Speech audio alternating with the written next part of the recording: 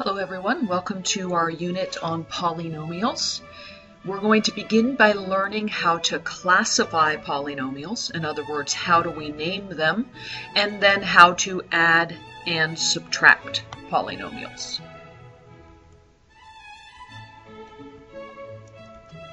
So let's get right into classifying polynomials. How do we give them names? Sometimes we name them by the number of terms that they have. So we are going to become familiar with the words monomial, binomial, trinomial, and polynomial. First of all, a monomial. A monomial is anything that has only one term. 2 has only one term, 2x squared is one term, and 2xyz is one term. A binomial is anything that has two terms in it. Bi means two. So 2 plus 3x has two different terms, 2 and 3x. All three of these are examples of binomials. Terms in a polynomial are always separated by a plus or a minus sign. So can you guess what a trinomial would be? That's correct. A trinomial has three terms separated by addition or subtraction. So this polynomial has three terms, 1, 2, 3. Because it has three terms, we call it a trinomial. And last of all, polynomial. Well, poly means many, so a polynomial is just anything that has many terms in it. Okay? Monomials, binomials, and trinomials are all different examples of polynomials. So again, monomials have one term, binomials have two terms, and trinomials have three terms. Another way that we name or classify polynomials is by degree. So how do we identify the degree of a polynomial? Well, the degree of a polynomial is going to be the highest exponent that you see in the polynomial. So we have constant polynomials which have no variables and no exponents at all. They are just numbers. We can have linear polynomials that have a variable to the first power.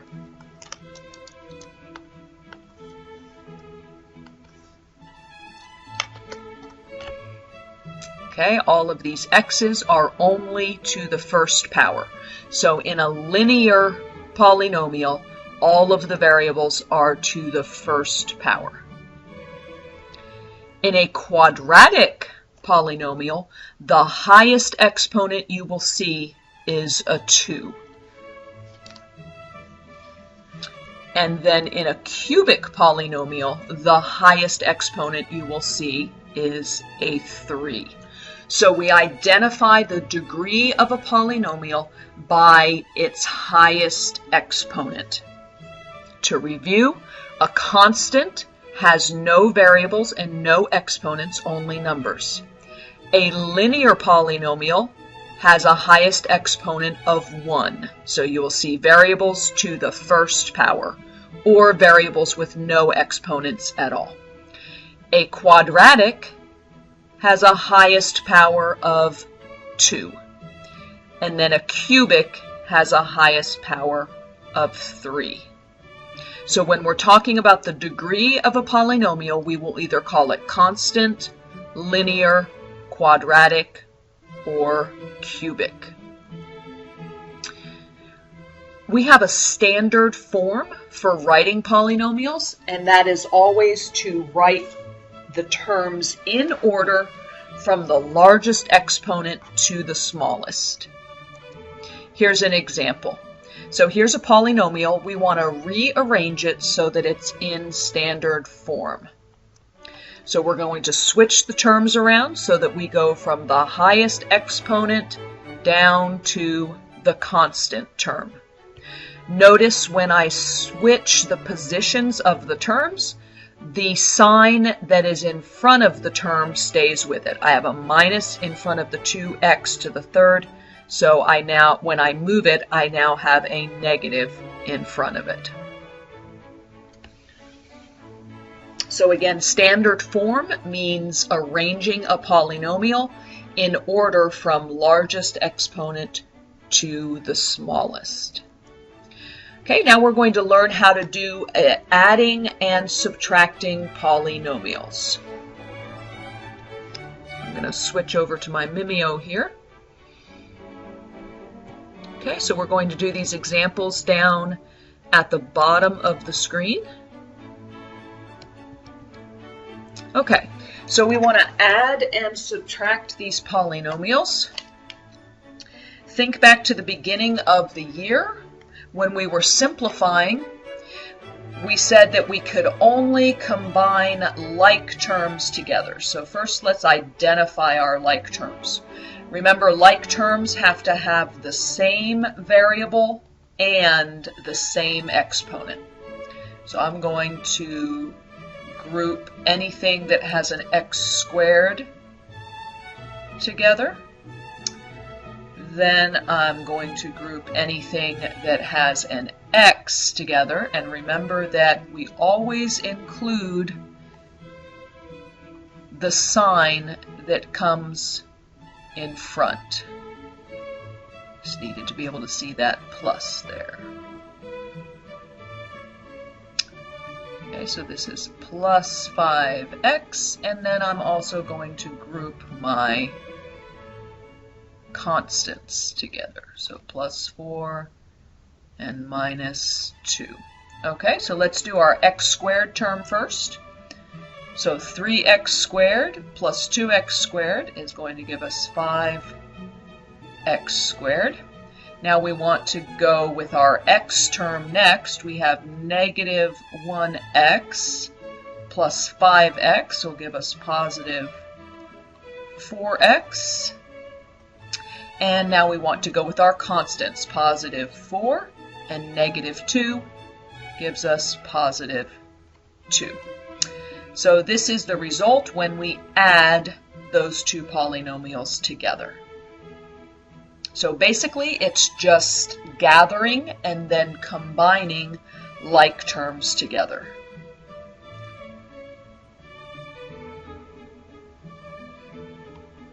Okay, we'll save the on your own example for class. Now let's go on to the second example. I'm going to identify my like terms. I have an x squared and I have a 7x squared. I also have a positive 8 and I have a positive 3. So 1x squared plus 7x squared will give me 8x squared. Positive 8 and positive 3 will give me positive 11. Okay, so what about subtracting two polynomials? We want to do x plus 3 minus the quantity x plus 6. This negative sign, or the negative 1, needs to be distributed through the second set of parentheses. So we will do that first. Bring down the x plus 3. Negative 1 times x is negative 1x. Negative 1 times 6 is negative 6. Now we'll identify like terms. We have a 1x and we have a negative 1x. We have a positive 3 and we have a negative 6. So 1x and negative 1x will cancel each other out because they make an opposite pair. 3 plus negative 6, is negative 3. So this polynomial simplifies down to negative 3. Okay, that's all for today. We'll see you in class tomorrow.